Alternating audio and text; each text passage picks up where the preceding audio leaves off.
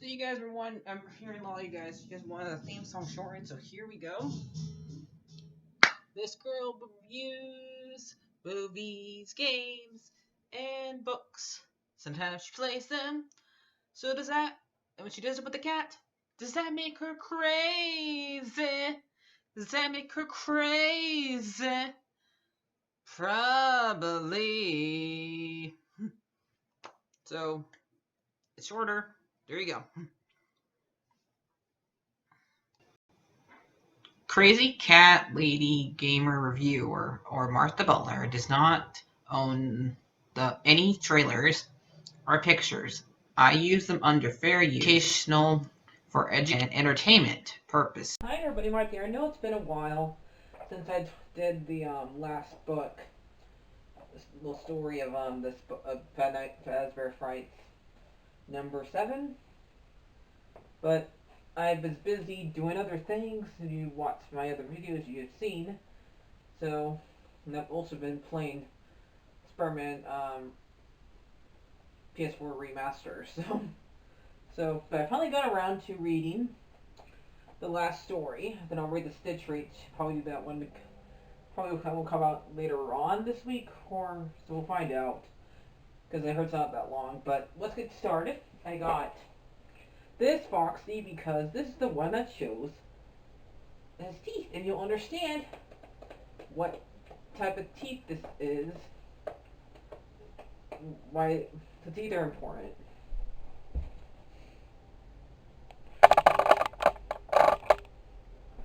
Sorry, I had to adjust my camera.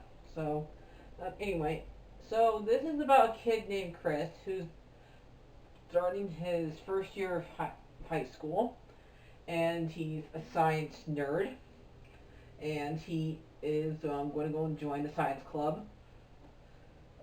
So this reminds me a little bit what I had to deal with in school, but I was not a science nerd. I was in drama stuff, but they are doing something very similar to what we did in drama class, and that's lock-ins.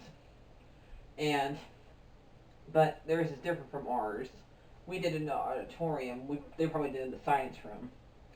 But anyway, so there is some little bit filler in the story. Like we see Chris like meeting, talking to his old friends, Kyle and Joseph, who he doesn't want to be associated with anymore much, because they don't get to be a part of the club. They get to be like in regular science classes. So when he meets his new friends, Joe, Brooke, um, he thinks that those people are beneath him, and yeah, these students are just these other students are just mostly rich kids who are able to go on like cool trips and think that they're boring. Like, dude, you're going to Italy and France. I've never been there, and you're thinking that's boring? But not really that important. He gets to go to, like, they have a coffee shop, which I can relate to coffee shops. Yummy coffee. But, so, this one doesn't have, this does mention Fridays at Freddy's in it, because, the science thing they're doing has to do with Freddy's, but, none of the, like, characters are mentioned. So, which is weird. Like in this whole entire book so far, none of the stories has to do with any. Well, there was a Freddy in the first one, so yeah, actually yeah. So one of them had to do with a Freddy, but the last two had nothing to do with like any of the characters. Like no Chica, no Bonnie, no Foxy, no Freddy, but so did neither this one. But and so after the lock-in comes around, they have to like deal with the science experiment that they have to do is you have to pull your own tooth out and like point your finger into it, and then like take your blood and make a mouth out of it, supposed to. But Chris kind of cheats because he doesn't want to pull down his own tooth, so he grabs his little sister, who's in 4th grade, who's around the age where you'd actually start losing your teeth. and get your adult teeth. And so he gets an idea. He's for some reason kept around his little kid his baby teeth around, so he thought he could use that as a way to keep his teeth there so he wouldn't have to put his own tooth. And he decides to use that. So he goes to the lock-in, and like every single time like somebody's finished their project, they go to Mr. Little, who's the teacher, and tells them, he told me everything if they're a guy, she told me everything if they're a girl. So, and now, since I don't know, because Chris cheated, he's taking the longest to do this, and he like notices that he's like falls asleep like 3 times, and every single time he falls asleep, a pieces of him gets taken away from him, and so basically, what's happening here, he's being cloned, and he's like absorbed by into the new clone, and like we see like eyes come off and stuff like that, and then so right before he dies, basically, and becomes part of the new clone, he like tells the story, tells the new him everything that like we would live with my family, be nice to my sister, walk my dog, and stuff like that. And so he goes to Mr. Little and says, he tells me everything. So basically, is this what happened in the book at the very end with lock-in thing? Every single time somebody finishes their project, that person's cloned. Is that what happened to everybody? Like, did Joe get cloned? Did Brooke get cloned? So, is that what happened? Did ever get cloned? Is Mr. Little just making a whole bunch of new copies of everybody in his classroom? We know that Chris got cloned, but did everybody else in the classroom in the little club get cloned too? So, yeah. So this kind of reminded me of Freddy, because Lonely Freddy, since that one had to do with somebody taking over somebody's body and with a new personality. So and it's also kind of like what happened to Michael in the 5th game, where he was no longer himself and was basically somebody else. So this one, out of the 3 stories, I've not read the Stitch right yet. Like I said, I'll read that one later. But I would say that this story was probably probably the one I did not like the best, because it was disgusting. I found it disgusting. Not really scary. It was just gross.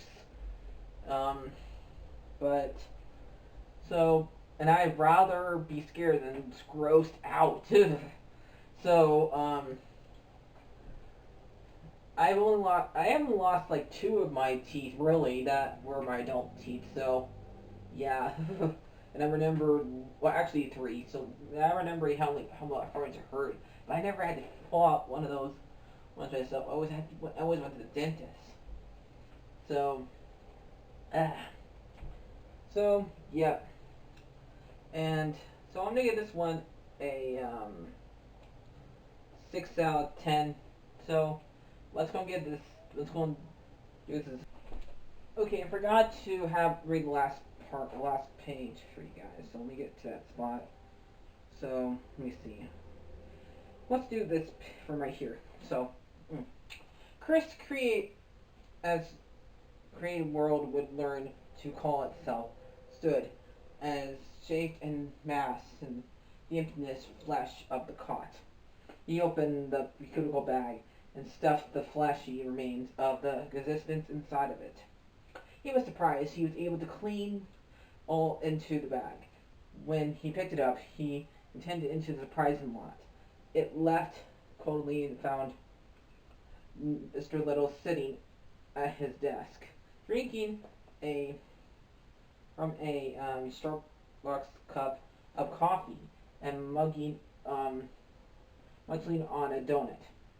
"Well, good morning, Chris," Mr. Little said, and stood up. far from his mustache. You had a long night, didn't you?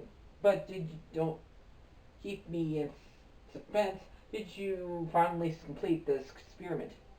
Did you get results you wanted? The new Chris' eyes widened with full wonder. Soon he would be accepted out of the classroom, out of the school, into the world for the first time. He handed the cubicle bag to Mr. Little. He looked into the teacher's eyes and smiled. He told me everything, he said, as Chris walked outside the school building, and the sun was warm his face, and the sun and the sky was blue, and the clouds were white and fluffy, and the birds chirped in the trees. Chris smiled. It was a beautiful day. So, yep, that was the end of the book for that one. See, it sounds creepy, like I said. It sounded disgusting, actually, to me, actually, so yeah. Now you see what I mean after you heard that little bit of it. Hope you enjoyed it. Sadly, what do you give this video, this book, this story? I give it 3 paws. It was really gross. I almost threw up, something like that. I never lost a tooth. Can I tear up this Foxy now? Like, favorite, and subscribe. I'm leaving the video. Bye-bye.